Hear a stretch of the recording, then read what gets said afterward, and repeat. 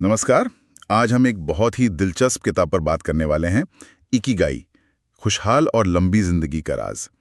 इसके लेखक हैं हेक्टर गार्सिया और फ्रांसिस मिरालेस। किताब का जो सार है वो असल में इसी शब्द में है, इकिगाई। इसका मतलब है आपकी जीने की वजह, मतलब वो कारण जिसके लिए आप रोज सुबह उठते हैं। हाँ, बिल्कुल। और आज हम कोशिश करेंगे कि इस जापानीज फलसफे के जो मुख्य आइडियाज हैं उनको थोड़ा समझें और देखें कि ये कैसे एक सिर्फ लंबी नहीं बल्कि एक भरपूर एक सार्थक जिंदगी जीने में हमारी मदद कर सकता है। चलिए तो शुरू करते हैं। किताब कहती है कि हम सबके अंदर ना एक इकिगाई होता है, एक चिंगारी जैसी। इसे खोजना मतलब वो काम ढूंढना जिसमें मजा आए, जिसमें हम अच्छे हों, जिसकी दुनिया को जरूरत भी हो, और हाँ, शायद जिससे कुछ कमाई भी हो सके। और दिलचस्प बात यह है कि ये सिर्फ हमारे अपने पैशन या शौक तक ही सीमित नहीं है। इकिगाई का जो असली मतलब है वो तब ज्यादा निखरता है जब हमारा वो पैशन, वो हुनर किसी बड़े समुदाय के, समाज के काम आता है। मतलब ये सिर्फ अपने दिल की सुनो वाली बात नहीं है, ये थोड़ा और गहरा है। अच्छा, किताब में जापान के ओकिनावा का जिक्र है। वहाँ दुनिया में सबसे ज्यादा लोग 100 साल पार करते हैं, और उनका एक मंत्र है जो मुझे बड़ा इंटरेस्टिंग लगा, कभी भी पूरी तरह रिटायर मत हो, मतलब हमेशा एक्टिव रहो। हाँ, ये सुनने में शायद आज के ज़माने में थोड़ा अजीब लगे कि रिटायर ही ना हो, लेकिन इसका मतलब शायद ये नहीं है कि आप अपनी जॉब कभी ना छोड़ें। मेरा मतलब है, इसका जोर इस बात पर है कि आप एक्टिव रहें, जिंदगी में कोई मकसद, कोई उद्देश्य बनाए रखें, चाहे आपकी उम्र कुछ भी हो। हम्म। हाँ, मतलब बस खाली बैठने के बजाय किसी न किसी ऐसी एक्टिविटी से जुड़े रहें जिसका कोई मतलब हो आपके लिए। ये दिमागी और शारीरिक सेहत दोनों के लिए ज़रूरी है। सही बात है। और ये सिर्फ बड़े बड़े वृक्षों की ही बात नहीं है, है ना? किताब कहती है कि रोजमर्रा की जो छोटी छोटी खुशियां हैं उन पर भी ध्यान देना जरूरी है, जैसे एक कप चाय का सुकून या सुबह की धूप।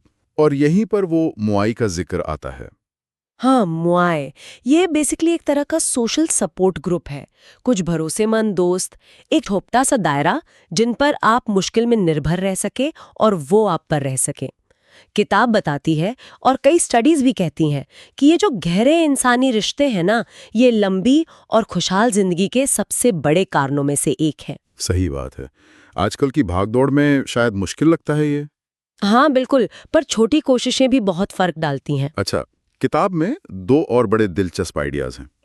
एक है वाबी साबी वाबी साबी। और दूसरा है फ्लो। हाँ पहले वाबी साबी की बात करते हैं। इसका मतलब है चीजों की कमियों में, उनकी अपूर्णता में सुंदरता देखना। बिल्कुल, ये सोचना हमें उस प्रेशर से आजाद करती है जो आजकल बहुत है कि सब कुछ परफेक्ट दिखना चाहिए, परफेक्ट होना चाहिए। वाबी साबी कहता है कि नहीं, चीजें जैसी हैं, थोड़ी अधूरी, थोड़ी टूटी फूटी, उनमें भी एक अपनी सच्चाई है, एक खूबसूरती है। और फ्लो। फ्लो ये वो स्टेट है जब आप किसी काम में इतने खो जाते हैं, इतने मगन हो जाते हैं कि आपको समय का, आसपास क्या हो रहा है उसका एहसास ही नहीं रहता। जैसे कोई पेंटिंग कर रहा हो या कोई म्यूजिक बना रहा हो और पूरी तरह उसमें डूब जाए। हाँ हाँ, समझ गया।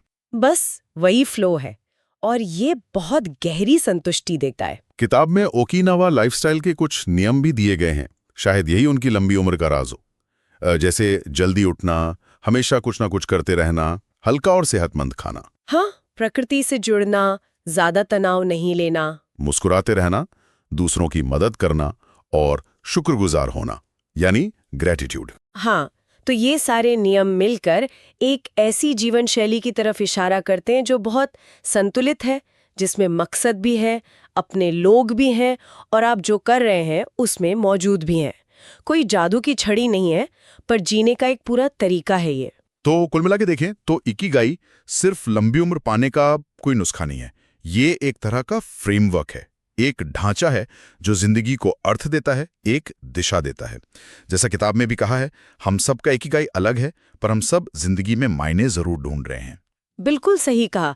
और मुझे लगता है ये किताब उन लोगों के लिए काफ़ी मददगार हो सकती है जो शायद अपनी ज़िंदगी में थोड़ी दिशा तलाश रहे हैं या रोज़ के तनाव से थोड़ा ऊब गए हैं।